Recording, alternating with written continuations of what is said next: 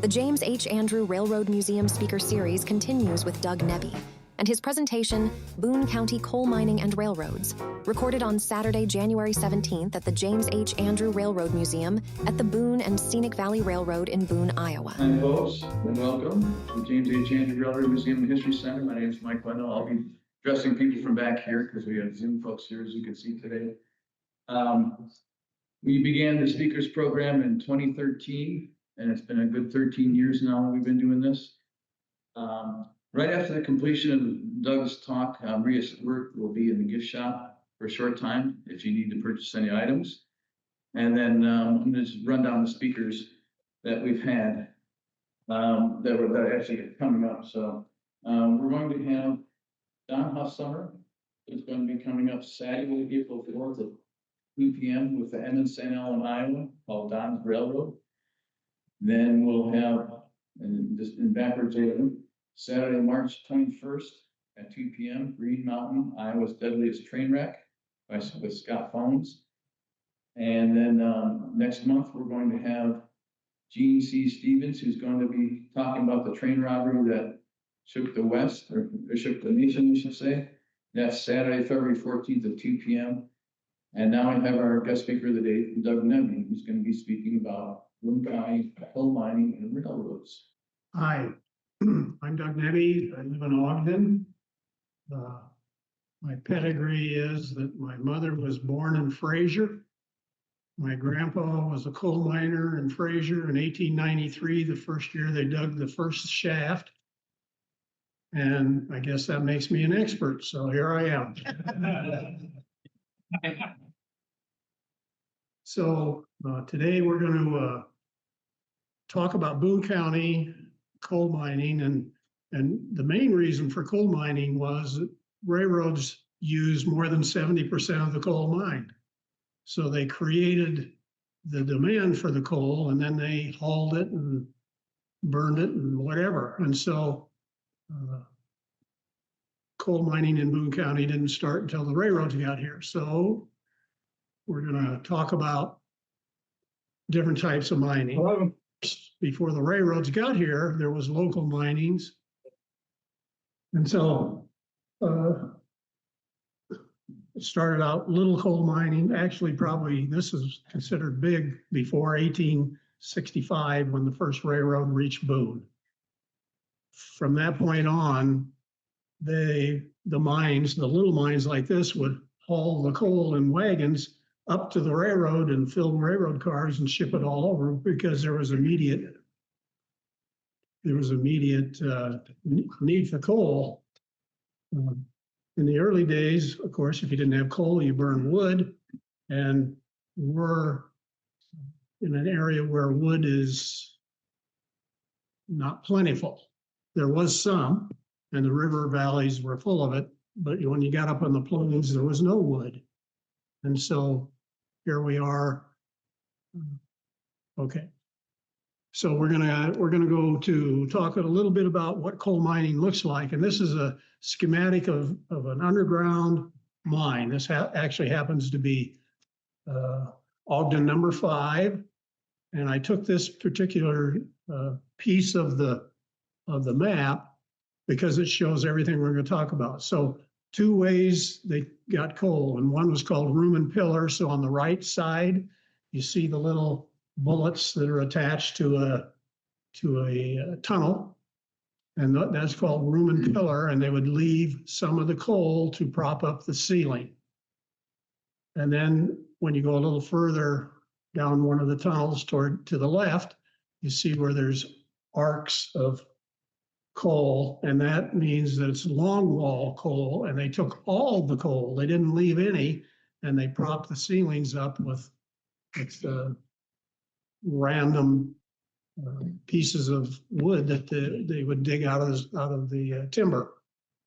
And so the coolest part about this is the last speck of coal mined in Boone in a big way. Right on the left, it says, stop mining coal in 3 1/2 feet of coal, clean, dry coal. And that was March of 1953.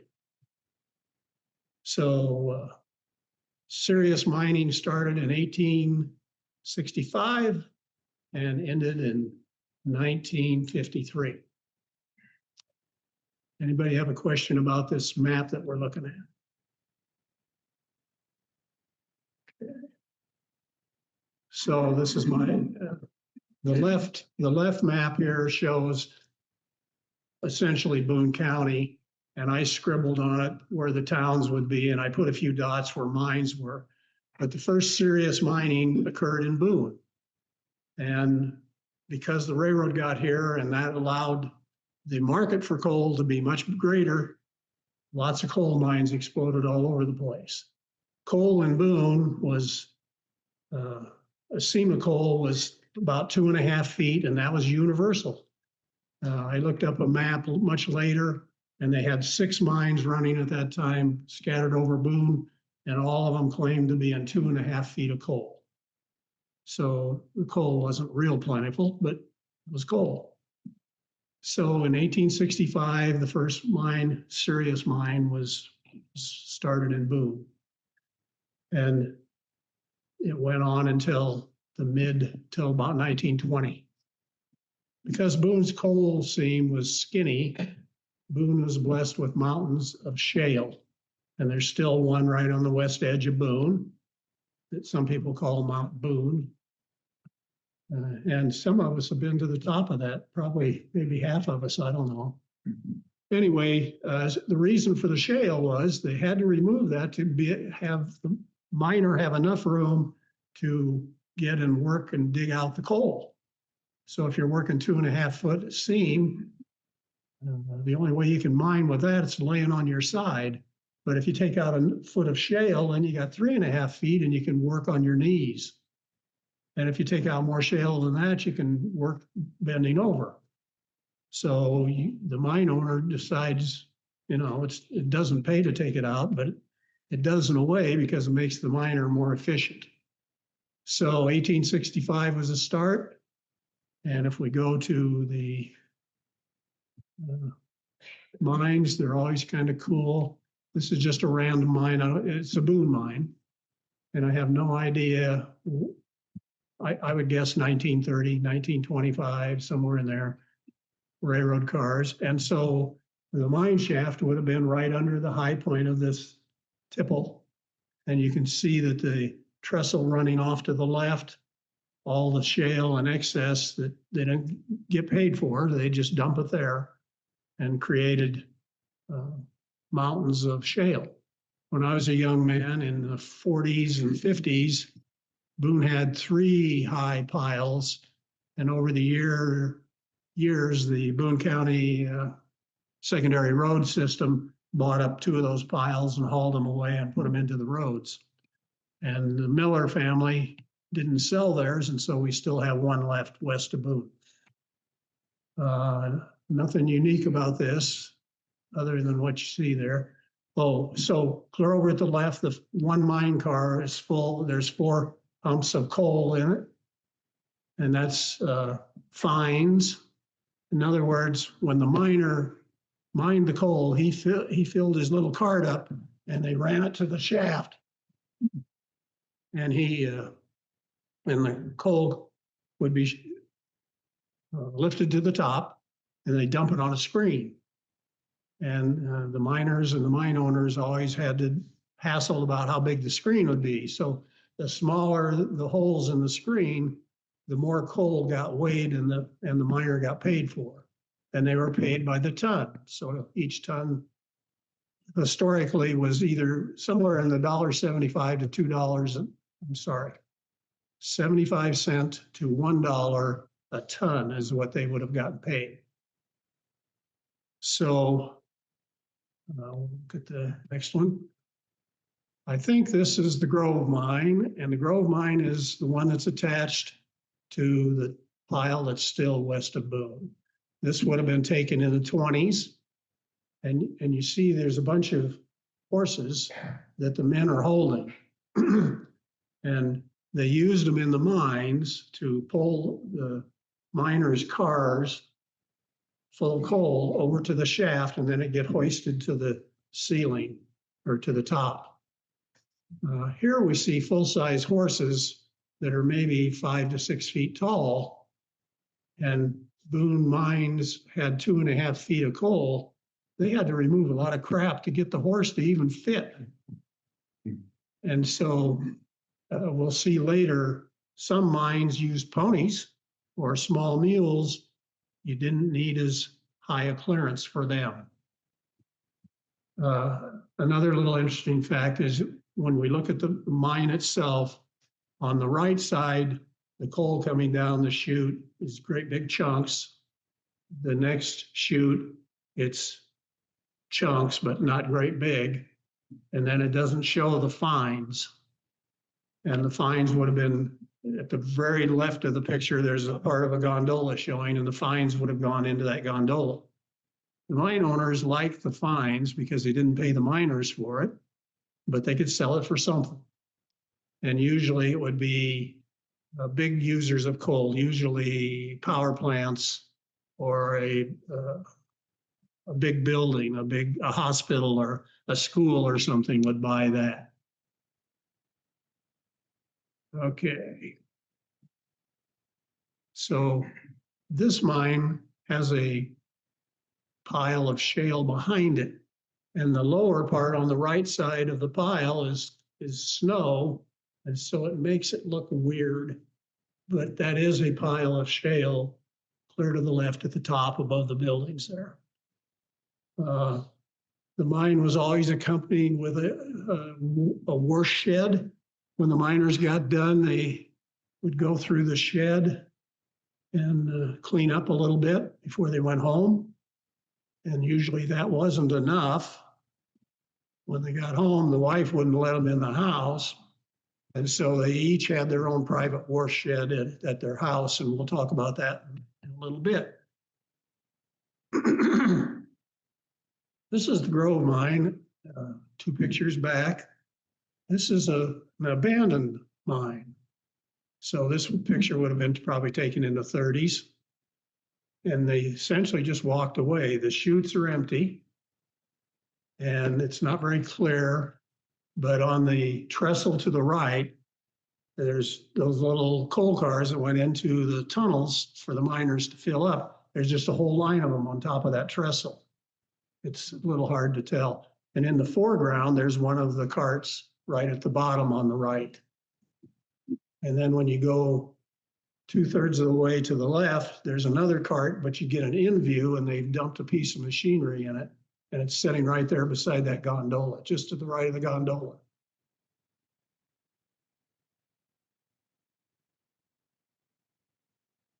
I think this is still another picture of the Grove mine taken from on the pile.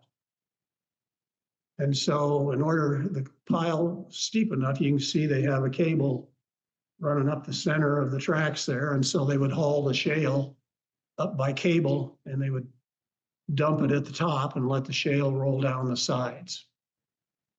The flat ground at the top of the picture, I think, is just Boone, just out west of Boone. It's pasture or a cornfield these days.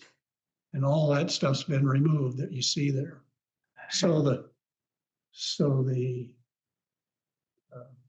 shaft would be under the tower sticking up on the left, and the power plant to run the elevator on the shaft would be under the smokestack on the right.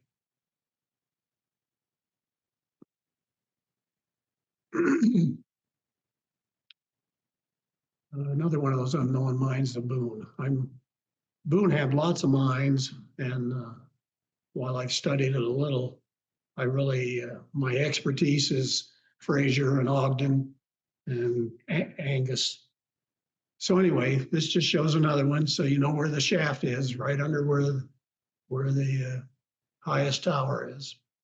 And the steam plant is, I don't know why there's three smokestacks, but anyway, there is.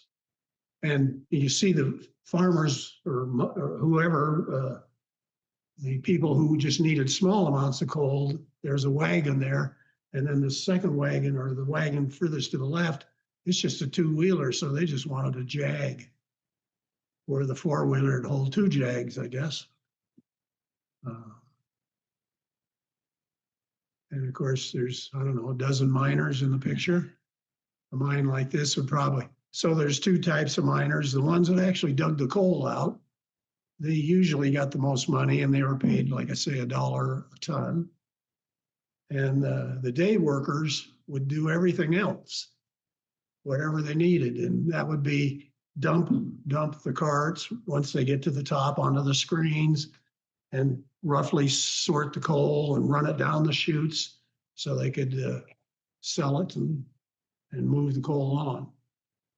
They would also pull the carts, take care of the horses or ponies or whatever they use to get the carts to the shaft.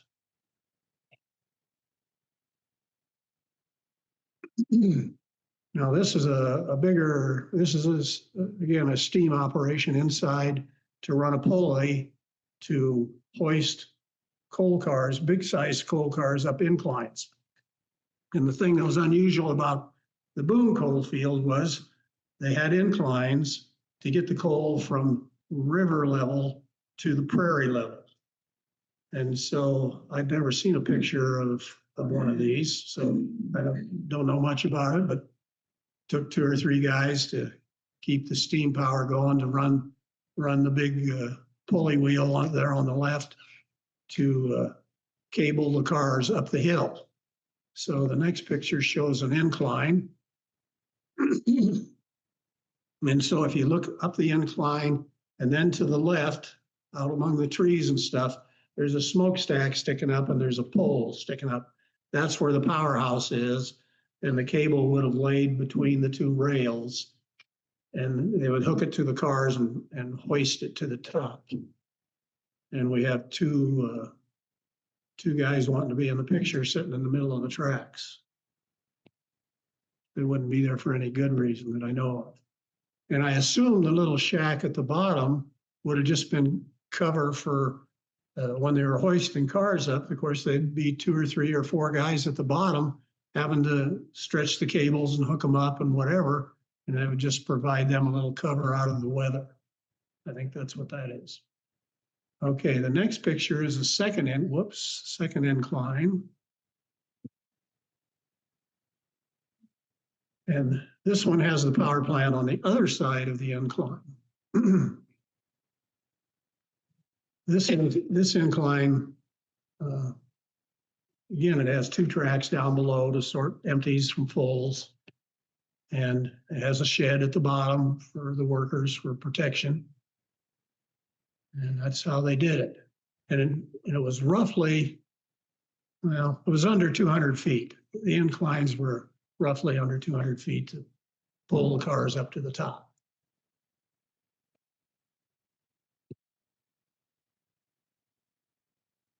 Okay, so the railroad was built in the fall down to Moingona, and they spent the winter building the bridge across the river. And so once it got across the river, then there was mines at Moingona.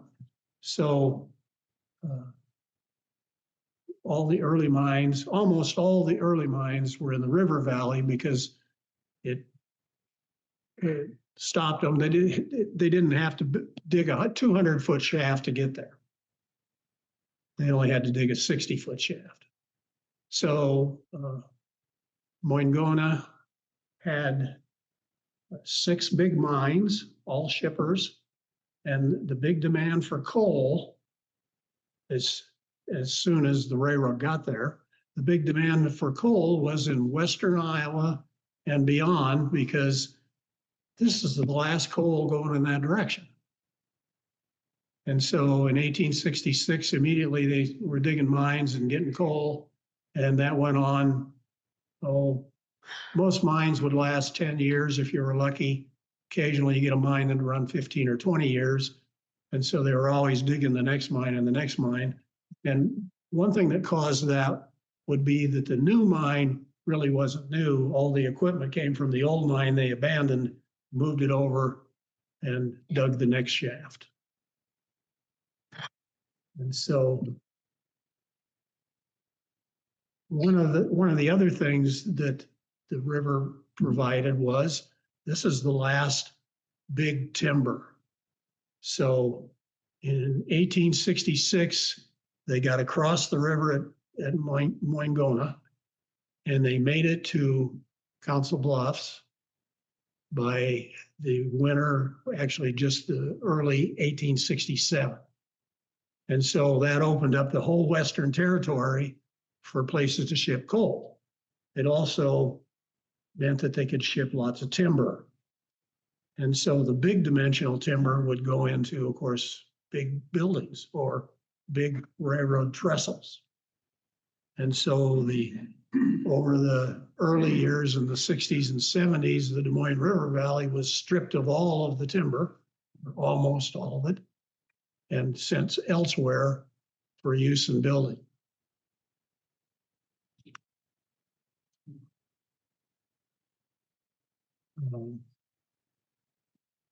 A mine, I don't even know which one of the six this is. This is a fairly small operation, but of course they have a shaft, and it was bigger than nuts, than 3 guys and a pony. It's the only picture I have of the Moingona mines. So you got blessed with it.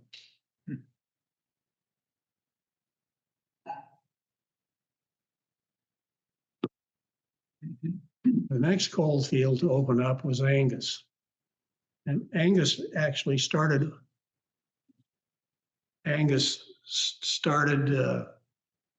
actually in the 1860s in a small way, but in 1868, the railroad went through. It was called the Des Moines Valley. It had different names, the Des Moines and Fort Dodge. But anyway, it ran right through the lower left-hand corner of the county. And so the mine started to develop. In 1878, the first big mine was built. And in 1881, James J. Hill came in and bought the mine from an owner that lived in Fort Dodge. Duncombe, I think, was his name. He was a lawyer, and he had invested in it early in Angus. So from 1881 to 1885, Angus was the biggest coal camp in the state. Had anywhere between 3,500 and 7,000 people. I'd never seen so the mines were scattered right in the corner, which means they were in Greene County, Boone County, and Dallas County. And so there was no real compilation of all the figures together to figure out how many people and how much coal and whatever. So the mines that James J. Hill owned were called the, come on, Doug. I'll have it in a minute. Anyway, the second group with M and St. L owned mines there, and theirs were called the Superior Mines. Anyway, James J. Hill was a hard man, and he liked his money, but he didn't want to share it with miners. So in 1885, there was a big strike in Angus, and a few guys were killed. They brought in some black miners to get the price lower and so on. And also the mine owners were sensing that they'd taken so much coal out of there in the last 5 years that they were getting short on coal. And so there was a big strike, and they ran blacks out of town and so on. And when mining resumed, so the name of the mines going back was Standard Mines. It's wonderful when I have a revolving memory. So anyway, the mining resumed there, and in a fairly big way, but on a downhill trend into the 1890s. But they mined in a small way with local mines in Angus up into the 1950s. And I have no pictures of a mine in Angus. They're kind of raries. I do have one of Rippey, and Rippey was just north and west. Rippey was actually in Greene County. And so the little square I have north of Angus, that's Berkeley. And if you go straight west from there and onto the black part, that's where Rippey is. And here's, well, I forgot. I do have a picture of Angus, no mines. But that's what it looked like in 59, an elevator and a sign. From 7,000 people maybe to nothing. Here's the Rippey mine. This would be pretty much a local mine. There's no signs of a railroad track that I see. And so you got a dozen miners and a couple of consumers with their horse and wagon. And I don't know, I suppose they could maybe haul a ton in a wagon. Probably not any more than that. And if the ground was soft, they probably couldn't haul that. But it's pretty typical. Now this does have a windmill above it. And I frankly don't know. I don't know if they use that to pump water for some reason. I don't know. But you can see the auxiliary building clear to the right where the miners would clean up, or maybe that's where the office and the books were kept. Okay. So we gravitate to the next mining section in Boone County, and that was 1893, and that was the start of Fraser. And the way Fraser worked was that going way back to the Riverlands, they were all the lands were tied up by one person who went in and he got every other section from the branch of the Raccoon River running into the Des Moines River at Des Moines all the way to Fort Dodge, and he got every other section on both sides of the river for 6 miles back. And so some of that land, and so the guy that was the agent for the owner, his name was John Brown, B-R-O-U, Brown, B-R-O-U. Anyway, Brown with an E at the end. And he had a son who was in the mining industry, and this son struck up a relationship with James J. Hill, and so Hamilton Brown, the son, somehow worked out a deal where Hill could buy large quantities of land around Fraser that they knew had coal under it. They had made exploratory drill holes, just like digging a well, and they knew there was a mine, and there was coal to be mined at Fraser, and in many places. So Hill bought it, and then he lost interest because he found cheaper coal coming out of Illinois. And as the railroads were building west, he then accessed that source. Hill was the biggest fuel dealer in the Twin Cities. So he sold lots of coal and lots of wood. And so the nearest coal to the Twin Cities is Iowa. And so he was down here getting his coal, cheap as he could get it. So Fraser, the first mine was dug 1893. And I think my grandpa was there. I was 7 when Grandpa died. I didn't discuss it with him. So anyway, he lived in Fraser all his life, and he died there in 1950. So one of the things that happened in Fraser was there was still a big demand for coal west, and so they would Hamilton Brown would dig the coal and ship it out. And so if we look at the next, this is my little hand-drawn map, my little map here. And so you see Fraser in the middle, and the dark little check mark from Fraser west. That was the Boone Valley Coal and Railway. It was a 3-mile line where it ran from the bottom of the river valley up to Wolf. And at Wolf, then called Fraser Junction, it met the Emmons St. L Railroad, which ran north and south through Boone County. Through Pilot Mound, Wolf, Ogden, Berkeley, and Angus. The railroad was built in 1881 to Angus, the largest coal camp in the state, from Minneapolis. The main line of that line was Minneapolis to Angus. So anyway, so the little 3-mile loop is how they hauled the coal up. And then in the 1890s, they worked out a deal with the Emmons St. L. They would run their coal train up to Wolf and then turn and they run it down to Ogden and they push it in on a siding. And the Chicago Northwestern would buy all the coal, they'd push it in there and they would haul it to Nebraska, where they would burn it in their locomotives.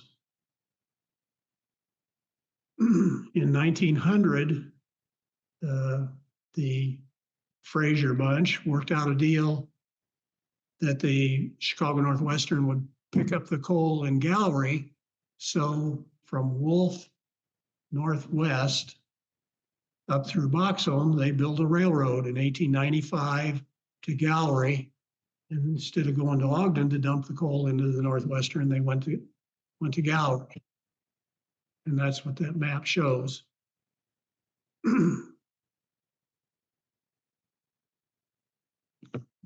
This is Fraser number 1. And this is a cool picture because of lots of things, but this is relatively new. And the reason the picture was taken was Hamilton Brown had to show James J. Hill that his invested money was in something that was worthwhile. And so he had pictures taken of the property. The pictures were sent to Hill up in Minneapolis, and they wound up being preserved in a library up there. And I went up and dug around in the library about, I don't know, 1895 or 1995, only a century later, 95, and found the pictures. And it's just really cool, brand new. And you see the water tower clear off to the right. And I'm not sure what they used it for, but we're going to talk about the water tower later. And I like to think Grandpa was one of those 3 guys standing up there on the trestle, but I have no idea. Okay, so this is the same Fraser number 1, but the picture was taken from the other side of the river, looking across the way. And so the mine that you see right in the upper sort of center of the picture, that's mine number 1, and all the coal cars in the yard is below it there. And you can see the pile starting to accumulate there to the left. Clear over to the left, there's a roof showing, and that's the engine house for the little railroad, the little 3-mile railroad that run the coal trains up out of the valley.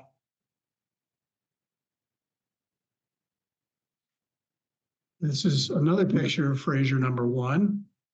Now the photographer's on the west side of the river now. The river is off to the left of the picture. You can see the water tower that was in the 2 previous pictures under the trestle.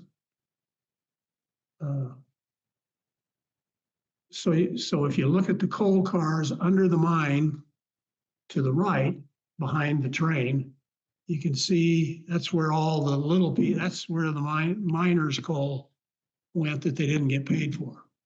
And you can see in the far couple tracks over where the coal car there has big chunks of coal in it, where it's been sorted out. What's interesting to me is this little locomotive that sits here on the right side. That was Boone Valley Coal number 1. They called it Nancy. And we've got another picture of Nancy. Here she is in her finest. This would have been taken about the same time as that previous one. Only got all slicked up. And the thing that's cool that I like is I know the people in the picture. And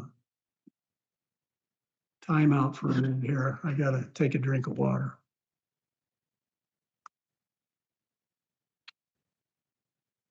Okay, so the guy clear to the back with his arm touching, that's their caboose. It's a box car that they cut windows into and a door. And his name was Corcoran. And I got this out of a newspaper. For some reason, a little bitty information, they talked about this particular train that ran down to Ogden, and they named some of the operators. The trainman, the next one closer, leaning against the tender of the locomotive, his name was Ed Germer. He had an older brother named Lewis, and Lewis went to work for this railroad in 1893 and only lasted a couple of years. But Ed is his brother and younger, and obviously Ed knew there was an opening because his brother was leaving. So I think that's how he got the job. The fellow above, I'd never seen his name before, but Mike had a notation in a picture and said his name, last name of Martin, and it didn't record his first name. And then the two guys in the locomotive cab.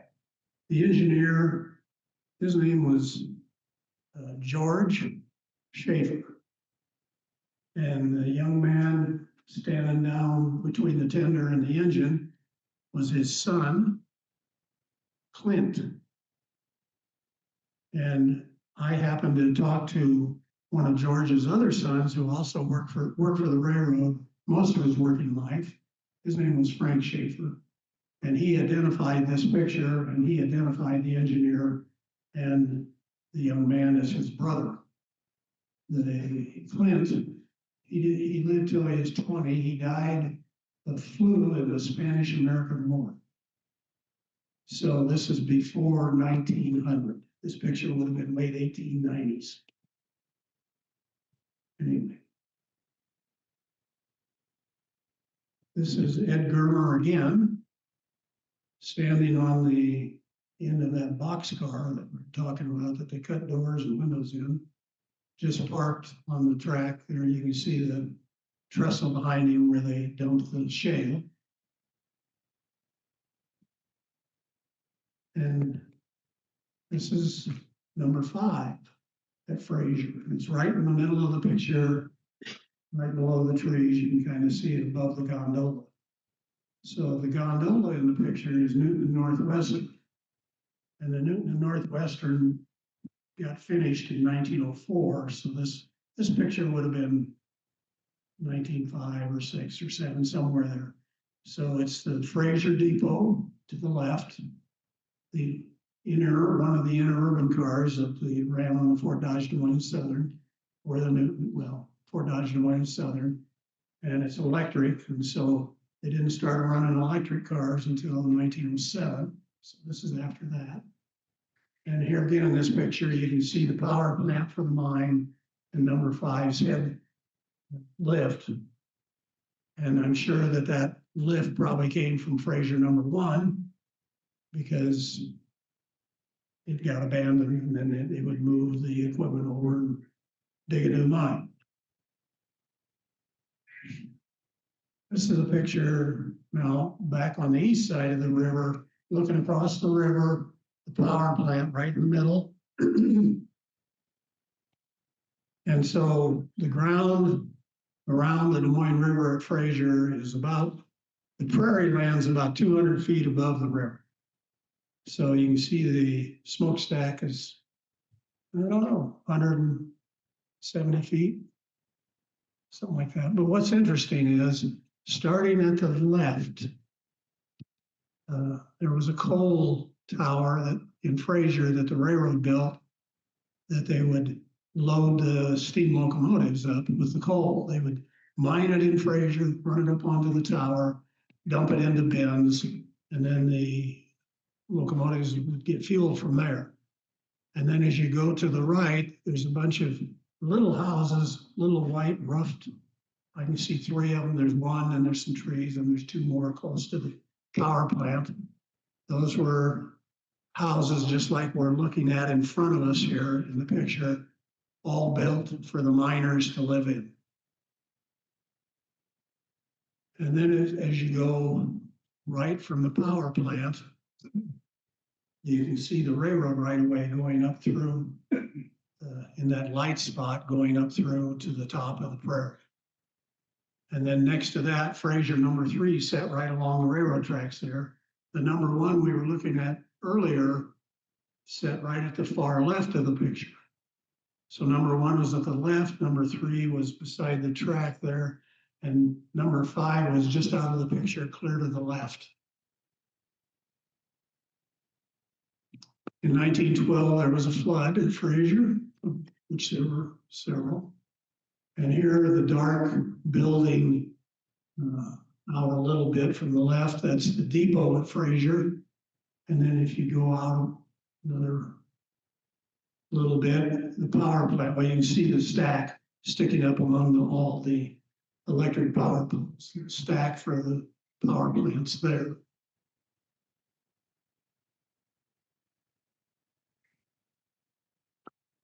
This is another distant look at the power plant later on. They built a couple of smokestacks. There's one right in front of the other. And they've added on to the power plant, and there's a few automobiles for the workers down off to the left of the plant. And they put in a dam at the Fraser to back up the water for cooling for the power plant. And the intake for that is right off the left edge of the power plant in the river there.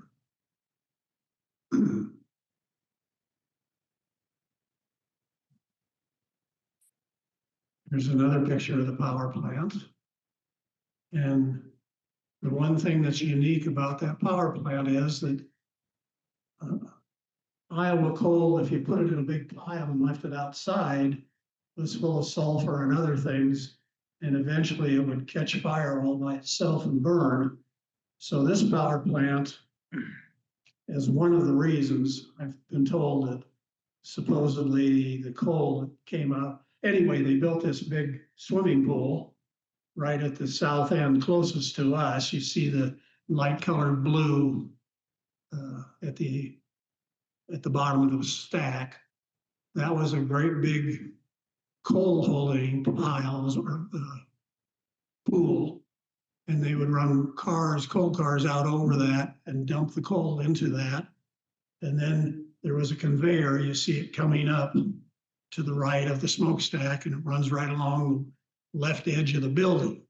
And so they took the coal out of the water, conveyed it up, and dumped it into the boilers of the power plant. And that was their way of storage. So if you look from the conveyor coming up and you bring your eye towards the front of the picture, you see a house there. That was the superintendent's house for the power plant. And you see, when you look at the power plant on the right, closest corner, there's that water tower we saw earlier that sat over by Fraser number 1. For some reason, they moved it over to the power plant. And I don't know what the use for the water would have been there. Well, but anyway, they reused that. And just as I've been talking about reusing the mechanisms for the coal shafts, they used the water tower too. So the next place we're going to mine coal is Ogden, Iowa. And so at Fraser, they built the power plant there because they had coal close. But by 1905, soon after they built the power plant, they knew they were running out of coal at Fraser. And so they drilled all the ground around, drilling down hundreds of feet all over through many sections. And the best coal was north of Ogden. So in 1906, 1907, they started digging the first shaft at Ogden. And it was right beside the Emmons State Railroad, which runs 3 miles away from the power plant Fraser, and there's a railroad that runs to it. So they were digging that mine, those mines north of Ogden. Number 1, number 3, and number 5 were all there. And that was as a source of coal for the power plant. But it wasn't the railroad that was digging them, it was private individuals. But the private individuals had resigned their railroad jobs and gone to Ogden and dug a mine. So a few years later, the railroad bought the mines of Ogden. Here's Ogden number 1. Not much of a coal pile laying around, so this is pretty much brand new Ogden number 1. And there was all kinds of talk. Mostly in their good days, they would mine 500 ton a day. Some places they say 800 or 1,000. The shaft was 275 feet deep, so they had to go a long way for that coal. But there were good seams, and the coal tended to run from the 3.5 to 5 foot seams, not the 2.5 that was all over Boone. So cheaper coal.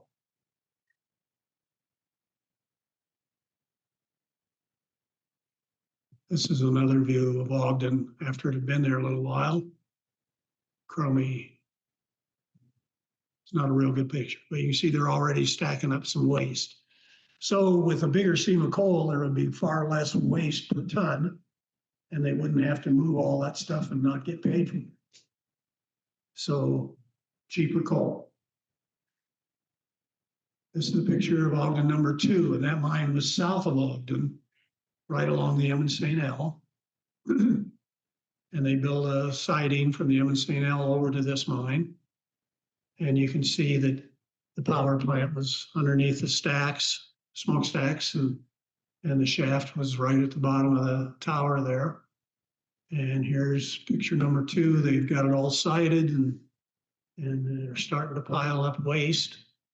And the problem with number 2 was that it had a lousy ceiling.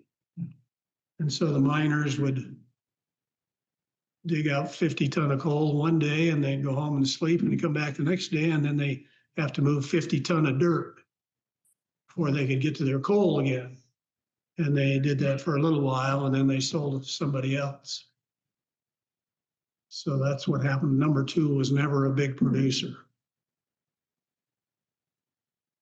This is Ogden number 5. So the coal fields in Boone County were like a lens, tended to be thick in the middle and got thinner as you went out to the sides. And also, once you get all the good coal out of Ogden number 1, for example, you want to put down another one where there's thicker coal. And so half a mile from number 1, they dug a shaft 275 feet down and started producing more coal. So Ogden had 1, 3, and 5 all lined up north of it. And for whatever reason, number 3 did produce, and they sold coal from it early, but then they turned it into an air mine. It was just used as an air return to keep the miners so they could breathe. In 1880, the state of Iowa said, we need to make the mines safer. And so they divided the mining areas up into 3 distinct districts, and they had a mining engineer in charge of each one, and they were to make the mines safer and just generally make them better mines. And they passed laws, and so the mine companies had to clean up their acts. Anyway, Ogden 1, 3, and 5 were all dry mines. They didn't have water in them. And so they didn't have to pump a lot of water out. Many of the mines had an issue.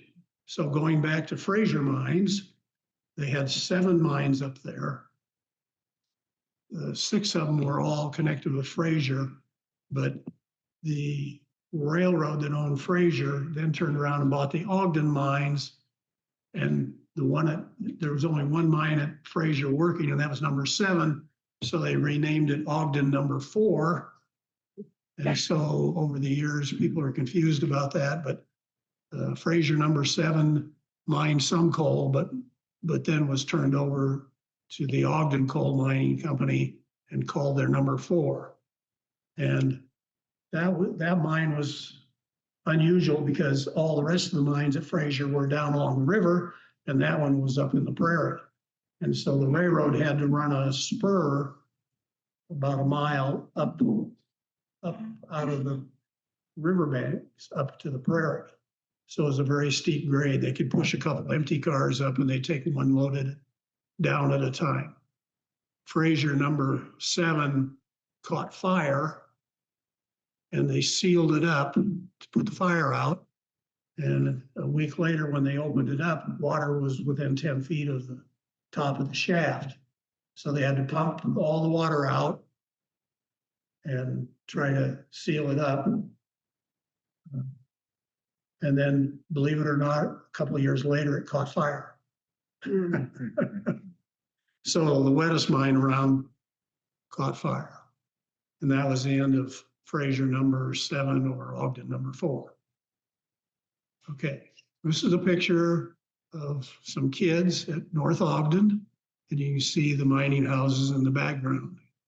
And the gal in the all white to the right was the one I met her, and her dad worked for the mining company, and she had several of the pictures that I've shown you I got from her. She was very generous. Anyway, somewhere I marked down the names of all these folks, which I'd like to tell you what their last names were, but I don't know where I marked it down. I've got piles of stuff. I mined it a little bit before I came here, but I didn't mine it enough to find it. Okay, the shed to the left is a wash shack, and these are all miners. And the guy with a cigar in his hand and wearing the light shirt, I don't know where they've been. Everybody's got suit coats on but him. Don't know if they've been to church or what. Maybe. But what I want to talk about is the generations we're looking at here. The first 3 guys are old guys. The ones all standing in the back, the young guys. And so what would happen in mining camps is the old guys would come in with their families, wife and kids, and rent one of the buildings and put up their wash shack and so on. And then they would take in renters. So the young guys who didn't have wives or a family would rent from the old guys, and they would sleep in the rafters of the shack of the coal house. And so the miner's wife, first up in the morning, last to bed at night, she would wash her husband's clothes, her family's clothes, and all the renters' clothes, feed everybody, whatever. They worked like dogs and died early. And the miners had a terrible life, and their wives had a worse life. There's also a child, a young man, I think. We can see his ear and a mop of black hair right beside the older guy with the light shirt. You see right beside his head to the right. I don't know why he's there, but he's there. So anyway, you can see the wash shack. And if we look at the next picture, there's the same guy. And there's the wash shack, and there's a daughter or neighbor, who knows. There's a pan half full of water. It's a great life. Generally, miners of that era worked about 10 hours a day. They were sort of to be available for 12 hours, kind of, but tended to work 10-hour shifts, 6 days a week. Got Sundays off. Picture of the mine inside. here we got donkeys. And you can see the guys are standing up. So this is the Ogden mine. And like I say, they at times had 5 feet of coal. So it's a little roomier and you can have bigger animals to pull the carts. And so, and I think this is probably where the donkeys stayed overnight, was right there, I think. At least it shows signs of feed being on the ground and stuff. Okay, so now we move on to southeast Boone County. There were mines in the river valley west of Madrid early, but the big mines at Madrid came along later. And so just for example, the foreman at the mine at Fraser, last name of Carpenter, he and his son were foreman and assistant foreman, whatever. And they had come from the mines over in Angus and came to Fraser. And then they went on from there to Madrid. And they later ran the, here again, the name again, I'll think of it in a minute. Anyway, we'll talk about them in a minute. So Madrid had big mines, and Madrid had 6 of them. And number 4 was right at the south edge of Madrid. And number 6 was east of Madrid. And when I was a kid, number 6, well, in the early 50s, still ran a little bit. I can remember that. Here's Scandia. Okay, so the Carpenters were direct part owners of the Scandia mines. So they were several places in Boone County over the 40 years that they mined coal. So this is Scandia number 2. And again, you can see the shafts right below the building, and the smokestacks tell you that the power is beside it. And the railroad cars to load. And the empties waiting. Another underground picture. And you don't have 5 feet there. Probably got maybe 4. I think a lot of miners and guys would walk around with sore foreheads, I think. Be busy doing something and boom. Anyway. And so one of the stories I read about mines in Iowa is the last one. They called it the last pony mine. Well, it was a pony mine because the ceiling was so low, the only thing that would fit was a pony. And so they used the pony to pull the carts. And you can see the cart here, it's derailed. It's not even on the tracks. And it was best if it wasn't, otherwise it would roll real easy and they probably couldn't make the mule stand there when they put a flash picture in his eyes. I don't know. But anyway. Okay, this is Zickspur. Everybody know where Zickspur is? First little burg south of Madrid on Highway 17. My mother, when she was 1 year old, spent a year in Zickspur, she said.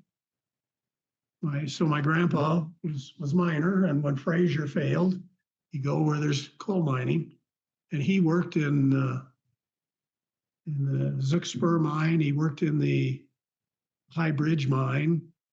Those are both south of Madrid. He also worked over in Illinois and went wherever.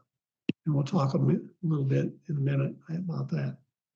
Okay, this is Zickspur from the other direction, showing the railroad side. And you can see the right gondola full of great big chunks and the left gondola full of smaller, sorted out coal.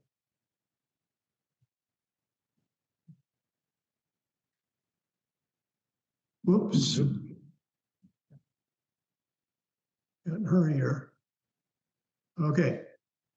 So the next mine south was called High Bridge. And that's this one. High Bridge, we're going to go away from mining for a minute. The first official High Bridge wasn't in Boone County, it's right south of Boone County, south of Madrid. And in 1881, they built a railroad from Des Moines to Boone. And when they crossed the Des Moines River there, they built a great big bridge. It was 100 feet high and they called it High Bridge. This mine is right on the north edge of the railroad. So you coming from Des Moines, you would have crossed the bridge, and the first thing they'd come to is this mine. Today, the first thing you come to is the temple. You know, that's right to the west of Highway 17 as you're driving it. Anyway, that was called High Bridge. Then in 1901, they finished the bridge between Boone and Ogden, and it sort of got called a high bridge because it was 30 feet higher. And so actually it was more than that, 70 feet higher. Can't remember what the bridge was. Wasn't it one? Anyway, it's higher. No. And then later, when the Milwaukee came through Madrid, they had another high bridge there. So there were 3 bridges, 2 in Boone County, 1 just south, that were called High Bridge. But anyway, this is the first original one. And there was a coal mine right on the north edge there. And here you see the superstructures there, but they haven't sided it over. You can see where they're mining coal. After all, that's what pays the bills. As they build it, they're mining coal. By the way, I saw a picture of this go on eBay for over $100. You didn't pay that, did you? No, actually mine was free. I was working over in Ames for a business that employed lots of females, and one of the gals was from Ogden, and of course she knew me, and one day she handed me a whole bunch of postcards, and one of them was that picture and some others. She knew I was interested in the mines. Okay, so this is the mine all sided over that we just looked at, and you can see where they're dumping the waste off to the back of the mine and loading the cars. Looks like, I don't know if those are miners or the kids. Look like kids. Okay, this is another picture of High Bridge, and I like this one because it shows all the shacks. It's where the miners lived. Those are shacks. Yeah, they're bigger ones. And so the miners had a problem. If you rent a house from the mine owner, and then if you're buying all your blasting powder and oil and getting your tools and all that stuff, it's hard to mine enough coal to get paid enough to clear your bills in a month, let alone make money. But you are existing. And that's pretty much how the mine owners like to keep them existing. The mine owners like to keep the miners existing. Sometimes selling things to the miners was more profitable than mining the coal. And that happens sometimes. Okay, so we've stumbled through that. Has anybody got a question? And if there aren't any questions, I'll assume I'm really smart. Does anybody have any questions? Yeah, there's one. So each of these mining companies then also had a kind of a commissary that went along with the mine, where the miners bought all their stuff, just like in other places around the country. Yes, it was considered. So the question is, was there a store that sold supplies to the miners? Yes. And it was just another profit center for the mine owners. And like I say, in some cases, the mines were only marginally profitable or whatever, but they kept mining because the mine owners actually made more money selling things to the miners. There's another question there. Yes. Talk about coal a bit. I heard that if it was soft coal, it wasn't very desirable. Okay, sure. The question is, what was the coal like? So coal ranges from the lignite, which is bad coal, which you get up in North Dakota, to soft coal, which is what we had here, to hard coal, which was out east in Pennsylvania, and there's some in Colorado. Anyway, so the coal here was a middle grade of coal, but it replaced something that was worse, and that was wood. And so in the early days, if you wanted to stay warm, you had to burn wood. And when coal came along, that was way better, even though you had to buy it. The wood, you just had to put in your labor to get. But the coal varied in quality, and so some of it was more like lignite and didn't burn as well. And so there was always debates about, well, our coal is the best in the county or best in the state, and most of that was just hooey. The coal in Iowa was fair. They bought it and drug it up to Minneapolis, so it wasn't too bad. But when natural gas came along, and they thought that was way better than coal, so that's how coal disappeared. So in the early days, more than 70% of the coal mine was burned up by the railroads running their locomotives, pulling freight. And then in the 1930s, well, at 36 at Ogden, the natural gas pipeline made it to Ogden. And everybody started converting from coal burners to gas burners. And I was told that any coal miner out of work, if he went to the natural gas, to the pipeline, and asked for a job, they'd automatically give him one because they were the ones that took away his job from before. And so that's how that worked. Got a question here. It says, any of these mines left to see today? There's lots of shale piles and remains left, nothing else. Okay. The coal, the state required that the owners, when they abandoned the mine, plug it up so there would be no access. And so that just leaves you with a spot in the ground. Okay, and then there's another question. Do you know about the mine under the Bass Point Creek Bridge? Do I know about the mine under the Bass Creek Bridge? No, but they were all over along the river bottoms. That one was never a big one, but I can tell you a little story about one of them under a bridge. When the Union Pacific built the new bridge between Ogden and Boone, they got the approaches all in, and the east abutment was moving toward the river. And so somebody from their engineering department got my name, why, I don't know, but well, like I say, I'm a smart guy.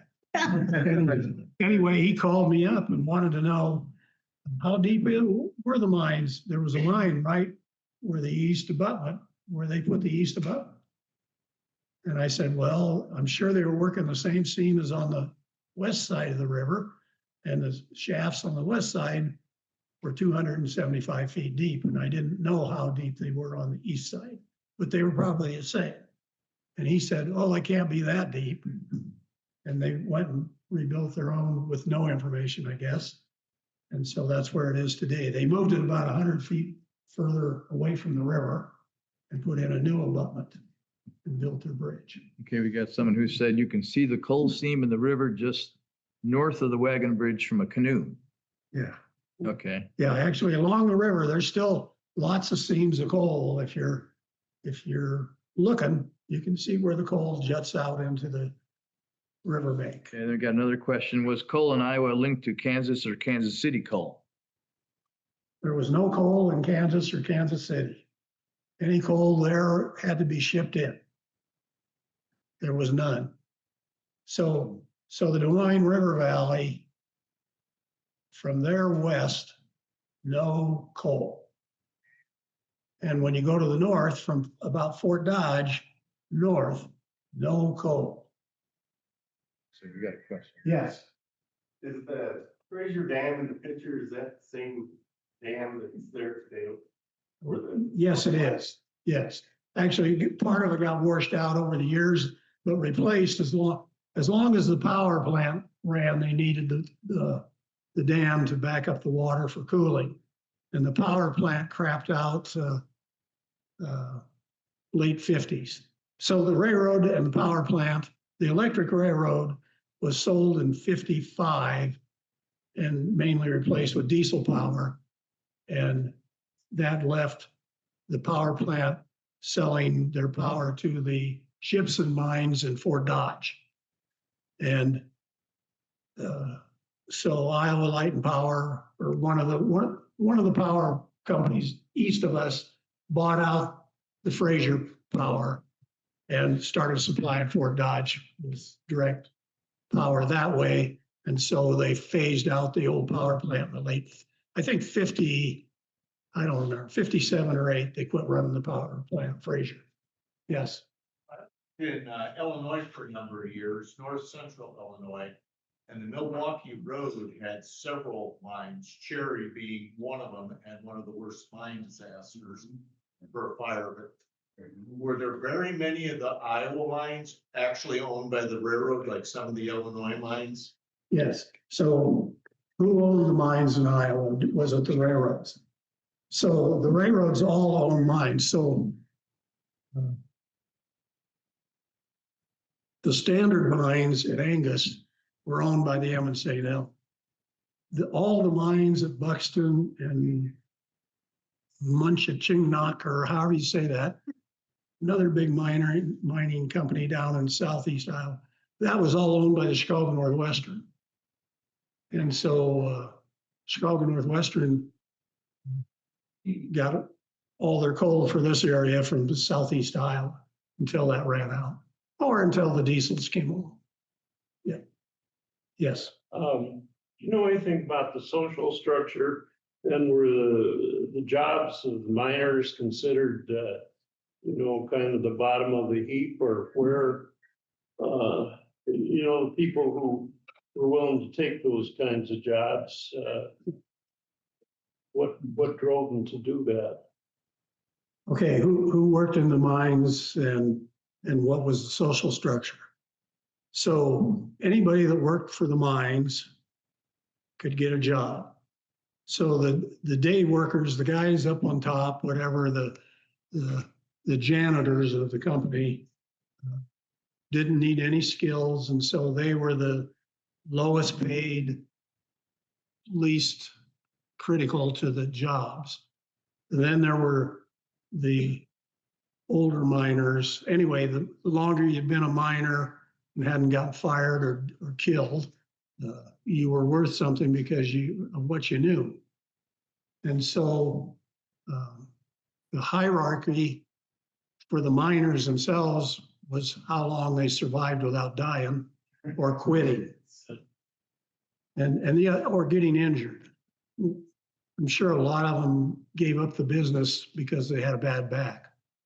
But the miners, well, like my grandpa, I'm sure he started out just, his dad was a miner, he was a miner.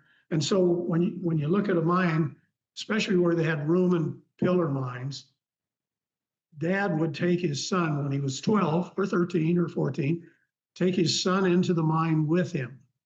And when they had room and pillar, Dad got paid the coal that came out of that one room. And so the mine owner didn't care if the son came in and helped. Dad got the money for whatever the son could give as positive.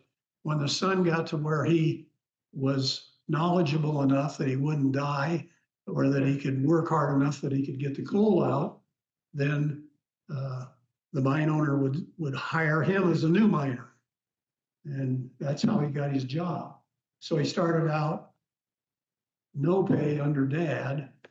And then other places, you could get a job and get a pittance at 12 because you hid in a little hole beside the track down the mine and you daubed grease on the wheel bearings, or the lack of wheel bearings in these little mine cars. And so that was one way you could work your way up. So there was a hierarchy, and it mostly had to do with age and knowledge. Yes, Medical questionnaires, in the last, just the last 10 years, maybe 8 years, there's a question, have you ever had black lung? Yeah. I would think that would be long ago and Yeah. everybody be gone from that time. In Iowa. well, is black lung gone? Well, probably it is to that exposure, but there's automobile, body men and all kinds of jobs where you say, oh, I don't need any protection.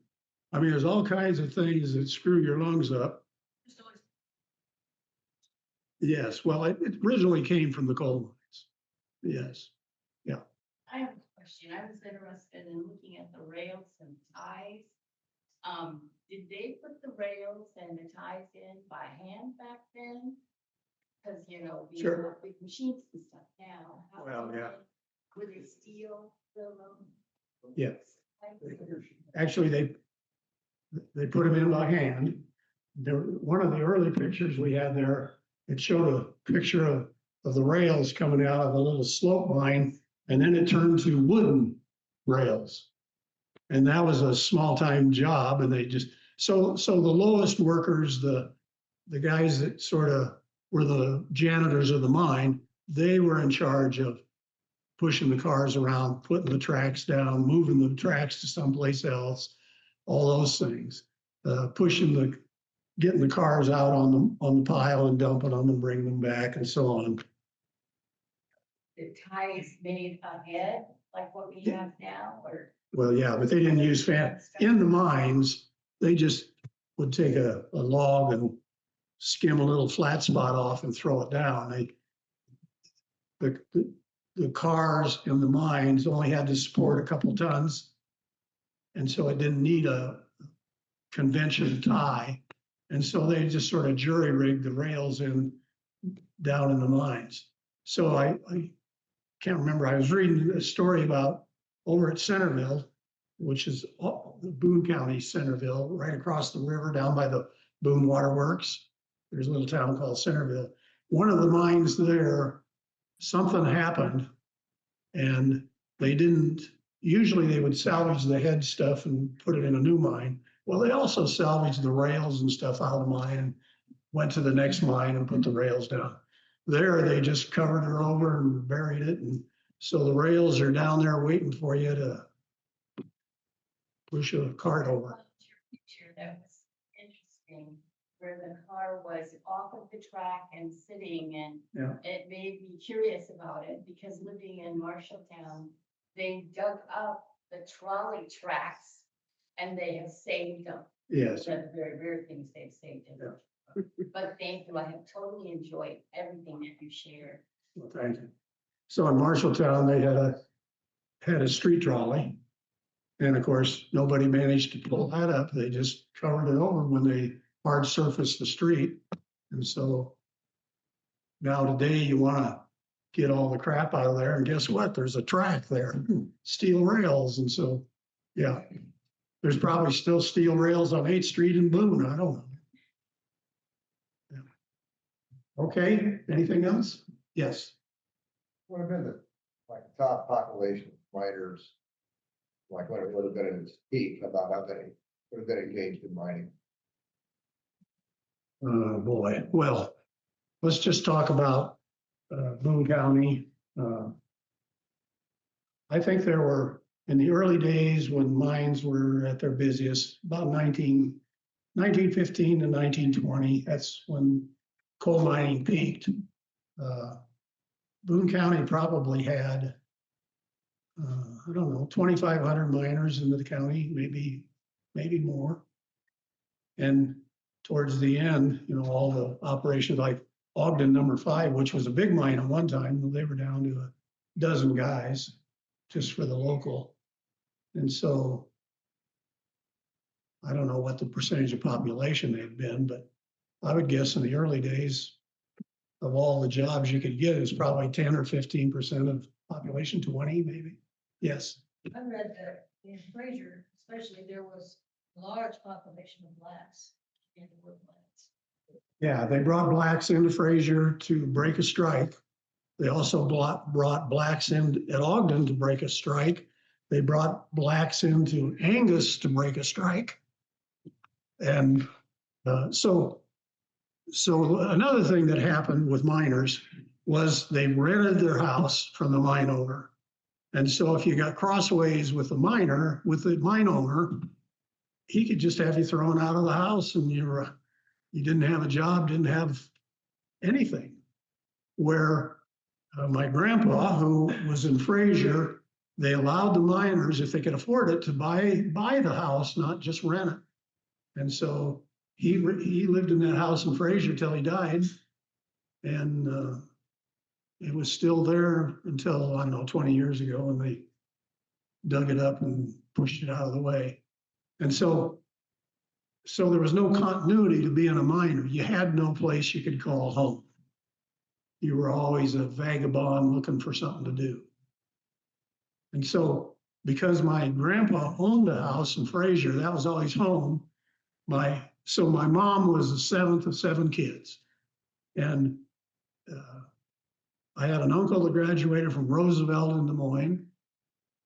I had my mom went most of her high school career to East in Des Moines, but graduated from Boone at the end. I had another uncle who went to, can't think of the name of, not North, yeah, maybe North High of Des Moines, one of the other high schools. But they always came back to Fraser because that was home, where most of the miners had no home. Explain why the kids were all in different schools. Well, so one of the things if you owned a house, the job doesn't always stay there and you might get a job somewhere else. And so miners didn't tend to sell their houses, they swapped houses. And so my grandpa would trade his house for a house in North Des Moines with another miner there. So his kid could go to college, go to high school, but they always came back. So I have two older aunts went to high school in Ogden because the mine had started up in Ogden, and he didn't have a job in Fraser, so he rented a place in Ogden, and the girls went to school in Ogden for a year or two, and then back to Fraser they'd go. Yes. All those black miners, were they able to keep their jobs after the strike was over? Usually not. So the miners at Ogden belonged to the union. And so the union wouldn't let the mine owners disown the miners or anything. And so when they finally saw that strike, all those black miners went to another job somewhere else. But usually they didn't have that luxury. Usually they were just set free to find their job on their own.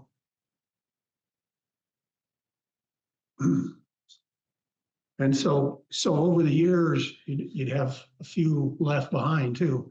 So in Fraser, Dookie Payne was the last. Dookie Payne came to Fraser because his dad was the preacher at the Black Baptist church that came into Fraser when the blacks were brought in to break the strike. And everybody either died or moved except for Dookie. And he lived in Fraser all his life until he had dementia. So anyway, they had a tough lot. Yeah. Anybody else? Yes. Oh, over here. So about the little 3 mile line you're talking about. Yeah. Do you know like the story before a locomotive before it got to the coal mining line, or like who built it? Actually, there was more than one locomotive in that line, and we showed 2 different ones in the pictures here. Nancy was being used by a coal mine up by Fort Dodge, also owned by James J. Hill. So Hamilton Brown was James J. Hill's Iowa coal expert. So when James J. Hill bought a mine in Angus, it was really Hamilton Brown who ran the mine. And then when the mine at Fraser got started, Hamilton Brown was supposed to sell that mining ground to anybody buyers, but nobody would buy the ground because everybody knew James J. Hill owned it, and they knew he was a SOB. And they were afraid that there was some gimmick or there wasn't any coal or whatever, and he couldn't sell it. And so they resolved that by Hamilton Brown buying on time, because he didn't have money, from James J. Hill, buying the ground and starting the mines at Fraser. And so he was the one, he was trying to pay for the mine and had a relationship with Hill. And when he needed a locomotive for Fraser, he went to Hill and he said, well, we got a locomotive up here we're not using. And it came from Fort Dodge. But the second locomotive, I don't have any idea where it came from. Anybody else? One question about the mine carts at Moingonia on Zoom. Oh, okay. Let's see. What is the story about the mine cart at the Moingona Depot? Was that from the mines in Moingona?